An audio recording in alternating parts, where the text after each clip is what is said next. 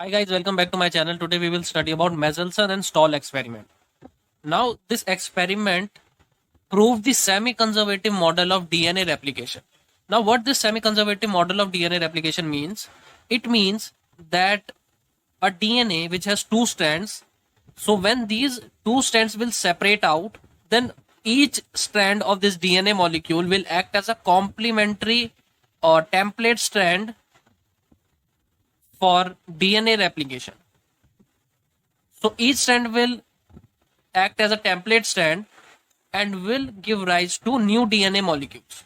So after DNA replication, the new DNA molecule which will be formed will have a parental strand and a newly formed strand.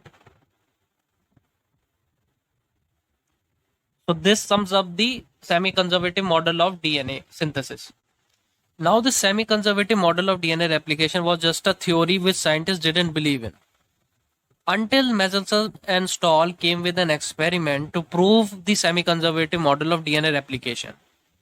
Now, what the Mendelssohn and Stahl did with their experiment is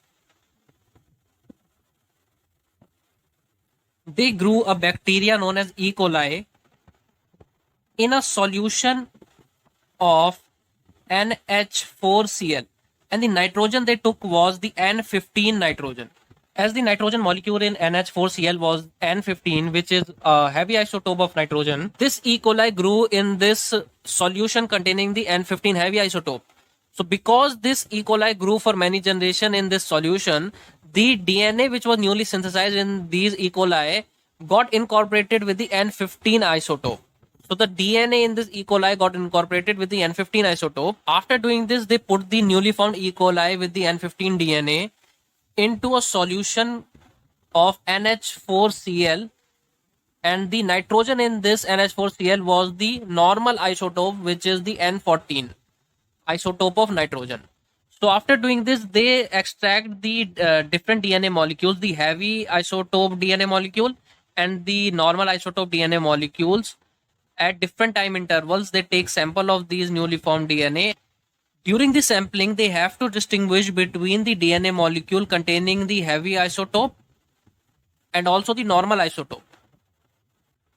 Because we have put the E. coli bacteria containing the heavy isotope DNA molecule, newly synthesized heavy isotope DNA molecule, into the normal isotope solution.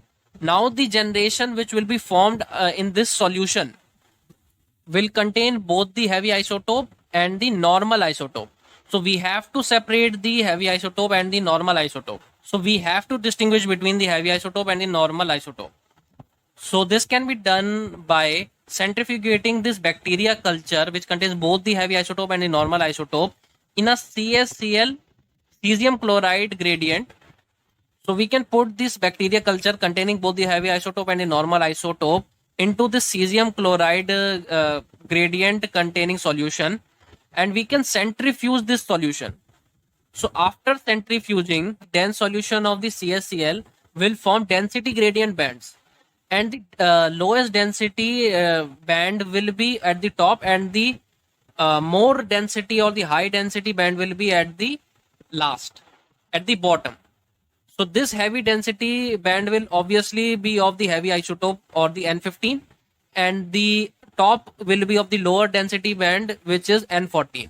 So we can easily distinguish now between the heavy isotope and the normal isotope. Now, as we know that Mendelssohn and Stahl took this heavy isotope culture of E. coli and put this in the normal solution of NH4Cl with the normal isotope, and observed these bacteria culture for a few interval of time. As these bacteria culture grew for some time, the first time interval what the Mendelssohn and Stahl took was of 20 minutes. So the bacteria culture which grew into multiple bacterial cells after 20 minutes were observed using the CaCl gradient. And so after centrifuging the newly formed bacteria culture, what they observed that the new bacteria culture, the DNA of the new bacteria culture contain hybrid DNA. Means one strand was of N15 and other strand was of N14, and similarly N14 and N15 means some kind of a hybrid DNA was produced containing both the heavy isotope and the low density isotope or the normal isotope, which is N14. So hybrid DNA was obtained during this after 20 minutes of time interval, which was known as the generation 1. So after 40 minutes, the new DNA that was synthesized was known as the generation 2.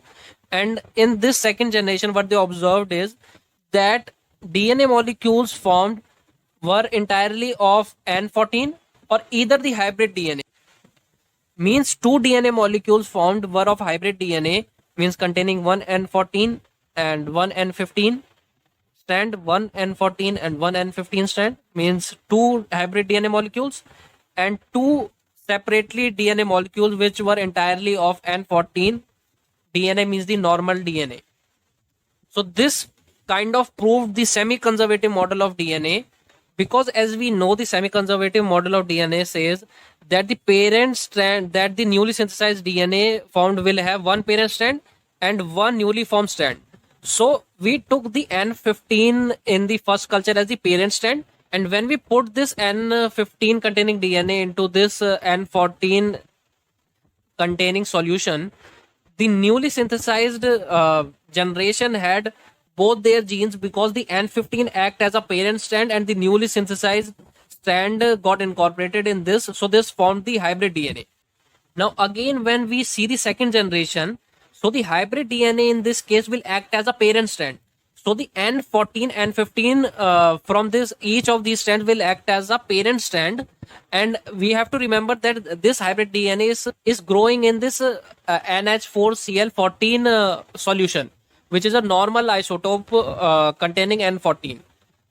So now when we take one strand from this hybrid DNA as the parent strand, so for example, we take this N14 strand. Now this N14 strand will act as a parent strand, and the newly synthesized strand will always come from this N14 only, because we are growing this in N14 solution.